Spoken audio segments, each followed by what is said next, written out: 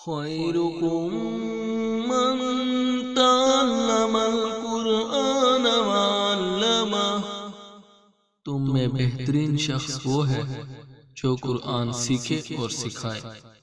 اعوذ باللہ من الشیطان الرجیم، بسم اللہ الرحمن الرحیم۔ آج ہم پارہ نمبر 3 اور سورۃ البقرہ کا رکوع نمبر 33 جو کہ آیت نمبر 249 سے 253 پر مشتمل ہے۔ تیسرے پارے میں بالکل دوسرے پارے کا کچھ حصہ موجود ہے، جس میں آپ نے پیچھے پڑھا تھا کہ بنی اسرائیل نے مطالبہ کیا بادشاہ کا، کیونکہ ان پر جالود ایک ظالم بادشاہ مسلط کر دیا گیا تھا ان کی سرکشی کے سبب سے۔ جب کوئی قوم تباہ و بربادی کی طرف خود اپنے آپ کو دھکیلتی ہے، سرکش ہو جاتی ہے، تو ان کے اوپر ظالم بادشاہ مقرر کر دیا جاتا ہے، جیسے کہ بنی اسرائیل پر جالود کر دیا گیا تھا۔ تو انہوں نے پھر حضرت شمویل سے مطالبہ کیا کہ ان کے اوپر کوئی جو ہے ایک بادشاہ مقرر کیا جائے جو ہمیں جالود کے ظلم سے جو ہے آزاد فرمائے۔ تو جالود کو ان کا بادشاہ مقرر کر دیا گیا، بشرط یہ کہ یہ طالوت بادشاہ کے آ جانے کے بعد جہاد کریں گے، مگر بجائے اس کے کہ وہ جہاد کرتے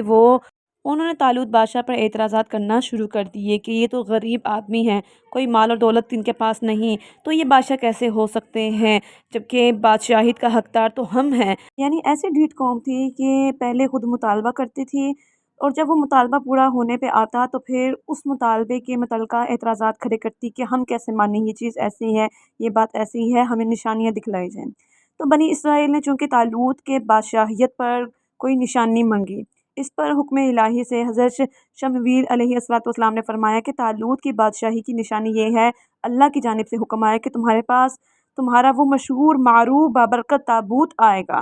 جس میں تمہیں تسکین ملتی تھی، اور جس میں حضرت موسیٰ علیہ السلام، حضرت ہارون کے تبرکات، یعنی پچھلے جتنے بھی انبیاء تھے سب کے تبرکات اس میں موجود تھے، اور یہ حضرت آدم علیہ السلام پر نازل فرمایا گیا۔ ان میں تمام انبیاء کی چیزیں موجود تھیں، اور یہ تابوت نسل در نسل جو ہے آگے منتقل ہوتا گیا اور حضرت موسیٰ علیہ السلام تک پہنچا۔ اسرائیل جو ہے اس تابوت کو اپنی کامیابی کا سبب سمجھتے تھے، جنگ کے مواقعوں میں ان کو اپنے ساتھ رکھتے، اور بہت سے مواقعات میں جو ہے ان کی کامیابی کا سبب بھی یہ تابوت بنتا، اس کی تبرکات کے سبب سے انہیں بہت سے مقامات میں جو ہے فتح حاصل ہوتی۔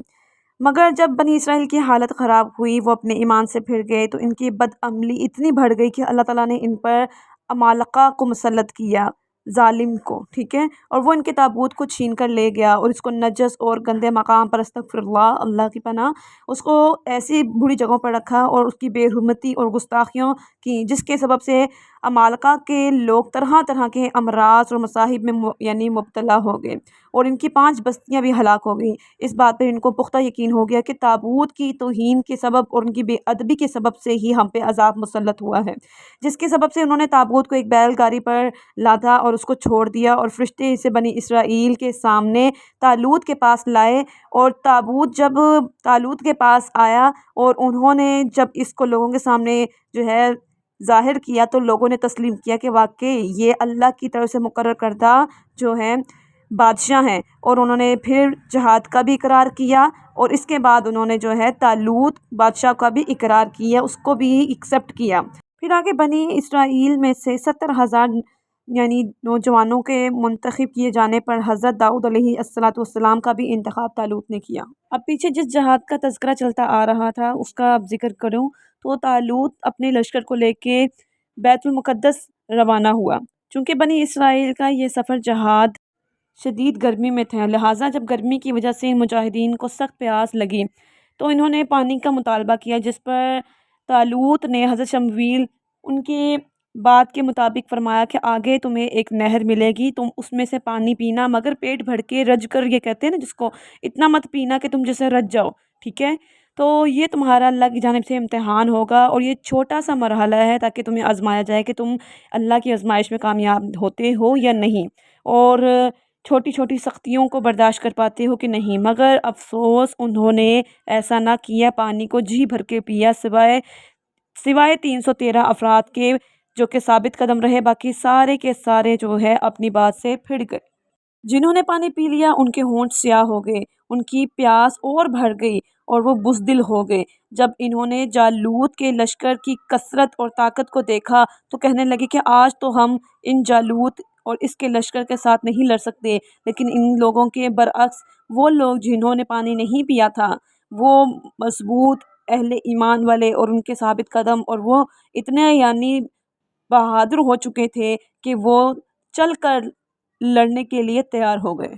اور پھر ان لوگوں نے جو ثابت قدم رہے، اللہ کی بارگاہ میں دعا کی، جو یہ دعا بڑی معروف ہے آپ کے نزدیک، جس کو آپ جانتے ہیں۔ انہوں نے فرمایا ربنا افرغ علینا صبرا وثبت اقدامنا وانصرنا علی القوم الکافرین۔ اے اللہ، ہمیں دشمن کے مقابلے میں میدان جنگ میں صبر کی توفیق دے اور ہمیں ثابت قدمی نصیب فرما، اور کافر کے مقابلے میں ہمیں اپنی حمایت اور مدد فرما۔ اوورال دیکھیے گا کس طریقے سے بنی اسرائیل پر جب جالوت انہی کی سرکشی کی سبب سے مسلط کیا گیا، تو انہی نے مطالبہ کیا کہ ہم پر یہ جو جالوت مسلط کیا گیا ہے، اس کے ظلم سے بچانے کے لیے ہم پہ کوئی ایسا بادشاہ مقرر کیا جائے جو ہمیں جالوت سے پناہ دے۔ ٹھیک ہے، تو جالوت کے مقابلے میں طالوت کو مقرر کیا گیا بادشاہ۔ پھر انہوں نے اس پر بھی اعتراضات کیے، طرح طرح کی باتیں کیں۔ پھر طالوت یعنی ان کو سچا ثابت کرنے کے لیے انہوں نے بہت سے مطالبے کیے۔ پھر تابوت سکینہ آئی، ٹھیک ہے، پھر اس کے بعد انہوں نے اقرار کیا اور جہاد کے لیے جو ہے آمادہ ہوئے، اور جب جہاد کے لیے نکلے پھر ان کو ایک بات سے منع کیا، جبکہ طالوت جو ہے انہوں نے 70,000 نوجوانوں کا انتخاب کیا، جس میں داؤد علیہ السلام بھی شامل تھے۔ تو انہوں نے جب اتنے لوگوں کا انتخاب کیا اور جب یہ سفر جہاد کے لیے روانہ ہوا بیت المقدس، تو وہاں پہ انہوں نے کیا کیا کہ پیاس کا مطالبہ کیا، شدید گرمی کا جو عالم تھا۔ پھر ان کو وہاں پر ایک چھوٹی سی آزمائش، رستوں سے گزرتے ہوئے ان کو چھانا گیا کہ کون منافق ہے، ابھی بھی تو وہ نکل جائے تاکہ ان پہ اعتبار کر کے کہیں خود کو یعنی نقصان نہ پہنچا دے۔ ٹھیک ہے، تو انہوں نے پانی کا مطالبہ کیا اور انہیں کہا گیا کہ تم نے جی بھر کے پانی نہیں پینا، اتنا پینا کہ تمہاری پیاس جو ہے وہ کچھ بجھ جائے۔ مگر انہوں نے جی بھر کر پانی پیا، اور پیچھے کتنے بچ گئے، کچھ لوگ بچ گئے 113۔ پھر جنہوں نے اللہ کے حکم کی اطاعت کی، اللہ نے ان کے دلوں کو مضبوط کیا، اور جنہوں نے اطاعت نہ کی، اللہ نے ان کے دلوں کو کمزور کر دیا اور ان کے ہونٹوں کو بھی سیاہ کر دیا۔ اور اس طریقے سے پھر وہ رواں ہوئے، یعنی لشکر رواں ہوا جنگ کے لیے جالوت کو ختم کرنے کے لیے۔ دونوں لشکر آمنے سامنے ہوئے تو بنی اسرائیل نے جالوت کے مقابلے کے لیے انکار کر دیا، کیونکہ جالوت بہت ہی قوی اور قدوکار اور بہت ہی طاقتور تھا، اور سب یعنی بنی اسرائیل کے لوگ دیکھ کے اس کو گھبرا گئے۔ تو طالوت نے اپنے لشکر میں اعلان کیا، جو شخص جالوت کو قتل کرے گا اس کا نکاح میں اپنی بیٹی سے کروا دوں گا اور آدھا ملک میں اس کو دے دوں گا، مگر اس پر بھی کسی نے جواب نہ دیا۔ تو طالوت نے حضرت شمویل علیہ السلام سے عرض کی کہ آپ اللہ کی بارگاہ میں دعا کریں کہ اس کو مارنے کے لیے کوئی راضی ہو جائے۔ تو حضرت داؤد علیہ السلام جالوت کو قتل کرنے کے لیے راضی ہوئے۔ پھر داؤد علیہ السلام جو ہے جالوت کے مقابلے کے لیے آگے بڑھے، اور انہوں نے اپنے ہاتھ میں گھوپن یعنی پتھر پھینکنے والی رسی لی، اور اس سے جو ہے جالوت کے پیشانی پر جو ہے اس کے نشانہ لگایا، جس سے پتھر اس کے ماتھے پہ لگنے کے سبب سے جالوت اس وقت ہی ہلاک ہو گیا۔ اس پر بنی اسرائیل بہت خوش ہوئے، اور وعدے کے مطابق طالوت نے تمام اپنی یعنی ملکیت میں سے آدھی جو ہے حضرت داؤد علیہ السلام کو دے دی، اور اپنی بیٹی کا نکاح بھی ان سے کروا دیا۔ اور ایک عرصہ گزرنے کے بعد طالوت وفات پا گئے، اور ساری جو ہے تمام سلطنت حضرت داؤد علیہ السلام کے حصے میں آ گئی۔ اس پورے قصے سے ہمیں جو سیکھنے کے لیے ملتا ہے وہ یہ ہے کہ ثابت قدمی کم لوگوں کو ہی نصیب ہوتی ہے، جنہیں اللہ توفیق عطا فرمائے۔ تو ہمیں ہمیشہ ثابت قدم رہنا چاہیے، اللہ پاک ہمیں ثابت قدموں میں شامل فرمائے۔ اللہ تعالیٰ کا رکو نمبر 34 جو کہ آیت نمبر 254 سے 257 پر مشتمل ہے۔ اس رکوع میں فکر آخرت کا ذکر ہے کہ قیامت برپا ہونے سے پہلے، جو کہ بہت ہی ہیبت ناک وقت ہوگا، اللہ کا دیا گیا مال اللہ کی راہ میں خرچ کرو تاکہ روز محشر تمہیں اس کی بہترین جزا دی جائے، کیونکہ اس روز کوئی تمہارے کام نہیں آئے گا، نہ کوئی سفارش، نہ کوئی حامی اور ناصر تمہارا ہوگا۔ مزید آگے آیت الکرسی کا ذکر آتا ہے۔ آیت الکرسی آپ جانتے ہیں قرآن مجید کی سب سے عظیم آیت ہے، اور اس کی حدیث کے حوالے سے بہت فضیلتیں ملتی ہیں۔ آیت الکرسی میں اللہ پاک کی جو ہے الوہیت کا بیان ہے۔ اللہ پاک یعنی جس کے سوا کوئی معبود نہیں ہے، وہ ہمیشہ ہے اور ہمیشہ قائم رہنے والا ہے، اسے نہ نیند آتی ہے نہ ہی اونگ آتی ہے، اور جو کچھ آسمانوں میں ہے اور جو کچھ زمینوں میں ہے سب کا خالق اور مالک صرف اور صرف اللہ ہے۔ اور جو یہ نیند اور اونگ، کیونکہ نیند اور اونگ انسان کی کمزوری ہے، ٹھیک ہے، اور اس کی کمزوری کا اظہار کرتی ہے، تو اللہ پاک ہر کمزوری سے پاک ہے۔ اللہ پاک ہر چیز پر قادر ہے، جس نے انسانوں کے لیے نیند بنائی تاکہ وہ سکون آرام کر سکیں، بھلا اس کو کیسے نیند آ سکتی ہے؟ اللہ پاک فرماتے ہیں کہ کچھ زبردستی نہیں دین میں، ہمارا دین اتنا یعنی سخت نہیں ہے، نہ ہی تلوار کی زور پر دین کو، اسلام کو قبول کروایا جاتا ہے، کہ کچھ زبردستی نہیں دین میں، بے شک خوب جدا ہو گئی ہیں یہ دو راہیں، نیک راہ گمراہی سے، اور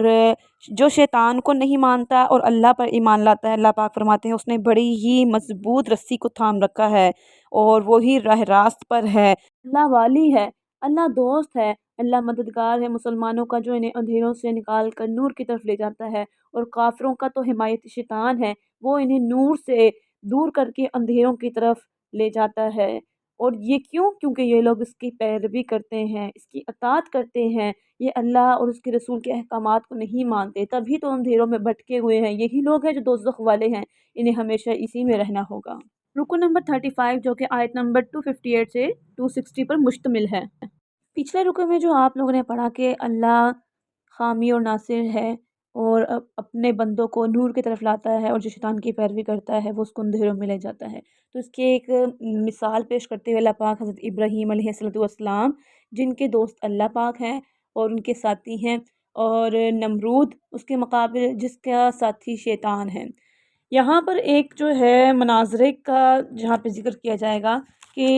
نمرود نے حضرت ابراہیم علیہ السلام سے کہا کہ تم ہمیں ایک رب کی توحید کی دعوت دیتے ہو، بتاؤ تمہارا رب کون ہے، ہمیں کس کی طرف بلاتے ہو؟ اس پر حضرت ابراہیم علیہ السلام نے جواب دیا کہ میرا رب تو وہ ہے جو زندگی دیتا ہے، موت دیتا ہے۔ بات پر احمق نے، اس نمرود نے کہا یہ تو میں بھی کر سکتا ہوں، دو لوگوں کو اس نے جو ہے پیش کیا، ایک کو قتل کر دیا، ایک کو چھوڑ دیا، اور کہا کہ دیکھو میں بھی کر سکتا ہوں۔ پھر اس پر حضرت ابراہیم علیہ السلام نے فرمایا چلو تم مجھے یہ بتاؤ کیا تم سورج کو مشرق سے جو طلوع ہوتا ہے مغرب سے طلوع کر سکتے ہو؟ اس بات کا نمرود جواب نہ دے سکا۔ مزید آگے عقیدے کا رد بیان کیا جاتا ہے کہ دوبارہ زندہ کیے جانے پر، کہ مرنے کے بعد دوبارہ کیسے زندہ کیا جائے گا۔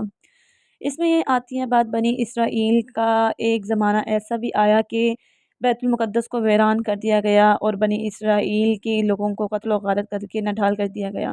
تو یعنی پوری بستی جو ہے تباہ و برباد ہو چکی تھی، لوگ مر کے ہی جو ہے نا ان کی حالتیں بری تھی، تو اس دورانیے میں حضرت عزیر رضی اللہ عنہ کا وہاں سے گزر ہوا، جن کے پاس ایک برتن کھجور، ایک پیالہ انگور کا تھا، اور اپنے گدھے پہ سوار تھے، اور تمام تر بستیوں کو دیکھتے ہوئے انہوں نے کہا کہ اللہ تعالیٰ ان کی موت کے بعد کیسے انہیں زندہ کرے گا؟ یعنی یہ تھے نبی، اور ان کا سوال اس لیے نہیں تھا کہ اللہ پر انہیں یقین نہیں تھا، یہ اس عقیدے کا اعتبار نہیں تھا، بلکہ تعجب سے ان کی اتنی بری حالت کو دیکھ کے، اس قدر ان کی حالت بری تھی کہ یعنی سمجھ میں نہیں بات آ رہی تھی کہ یہ کیسے ہو سکتا ہے کہ یہ دوبارہ پھر اللہ پاک ان کو دوبارہ سے جو ہے روز محشر زندہ فرمائیں گے۔ تعجب کو دور کرنے کے لیے اللہ تعالیٰ نے حضرت عزیر رضی اللہ عنہ کو آنکھوں دیکھا حال دکھایا کہ وہ آرام کے لیے ایک جگہ پہ لیٹ گئے، اور دیکھتے ہی دیکھتے آپ کی روح قبض کر لی گئی اور آپ کا گدھا بھی مر چکا تھا، اور یہ واقعہ تقریباً 70 سال تک ایسے ہی رہا، اور آپ کی روح جو ہے آپ کے جسم سے جدا کر دی گئی تھی، اور 70 سالوں کے بعد کچھ ایسا کرنا ہوا کہ دوبارہ سے بنی اسرائیل اور بیت المقدس دوبارہ سے آباد ہو گیا، اور یوں ہی دیکھتے دیکھتے وہاں پہ تمام طرح کی ہلچل جس طریقے سے انوائرمنٹ میں ہوتی ہے، اور تمام چیزیں وہاں پہ تبدیل ہونے لگی، وہاں کا رہن سہن ہر چیز لباس چینج ہو گیا، اور 100 سال کے بعد اللہ پاک نے دوبارہ سے حضرت عزیر رضی اللہ عنہ کو دوبارہ زندہ فرمایا۔ سب سے پہلے ان کی آنکھوں میں جان بخشی، اور جس کے سبب سے انہوں نے اپنے ہی جسم کو دوبارہ سے سراپا، دوبارہ سے نئی سرے سے بنتا ہوا دیکھا، اور جب ان کے اندر جان آئی تو اللہ پاک نے پوچھا کہ تم بتاؤ کتنا عرصہ تم سوئے رہے؟ تو انہوں نے کہا 1 دن یا رات۔ پھر ان کو بتایا گیا کہ تم 100 سال تک سوئے رہے تھے، اور انہی کی آنکھوں کے سامنے اللہ پاک نے فرمایا اپنا کھانے پینے کا سامان دیکھو بالکل ویسے تر و تازہ ہے، اور اپنے گدھے کی طرف دیکھو وہ بالکل مر چکا تھا، اس کی صرف اور صرف ہڈیاں نظر آ رہی تھیں۔ اللہ پاک نے حضرت عزیر رضی اللہ عنہ کے آنکھوں کے سامنے اس کو گدھے کو دوبارہ سے زندہ کیا، جو اس بات کی بہت بڑی دلیل ہے کہ مرنے کے بعد دوبارہ زندہ کیا جانا ممکن ہے، اور اللہ کے لیے بالکل بھی مشکل کام نہیں۔ اور اس تمام معاملات کے بعد حضرت عزیر بول اٹھے کہ بے شک اللہ پاک ہر چیز پر قادر ہے، اور اس چیز کا انہیں علم پہلے بھی تھا، اب انہیں جو ہے پختہ یقین ہو چکا تھا، کیونکہ وہ اپنی آنکھوں سے ہر چیز دیکھ چکے تھے۔ اسی طرح حضرت ابراہیم علیہ السلام نے بھی اللہ پاک سے مطالبہ کیا کہ وہ کس طریقے سے جو ہے زندہ کرتے ہیں، تو اللہ پاک نے انہیں یہی فرمایا کہ 4 پرندے لو اور ان کا یعنی ذبح کر کے قیمہ کر کے اور ان کو اچھے سے ملا لو، پھر 4 پہاڑ کی اونچی اونچی چوٹیوں پہ رکھو اور پھر ان کو آواز دو، تو ہر پرندہ اپنی اصلی حالت میں تمہاری طرف آئے گا، جس بات کی دلیل تھی اللہ ہر چیز پر قادر ہے۔ اور یہاں پہ بات بھی ایسی نہیں ہے کہ آپ نے حضرت ابراہیم علیہ السلام نے حضرت عزیر نے عقیدے کا انکار کیا تھا، عقیدے کا انکار بالکل قطعاً نہیں کیا تھا، بس ان کے دل میں ایک آرزو تھی کہ ہم اپنی آنکھوں سے دیکھیں کہ یہ کیسے ہو سکتا ہے ممکن، اور اللہ جیسی شان ان امور کو کیسے رد عمل میں لاتی ہے۔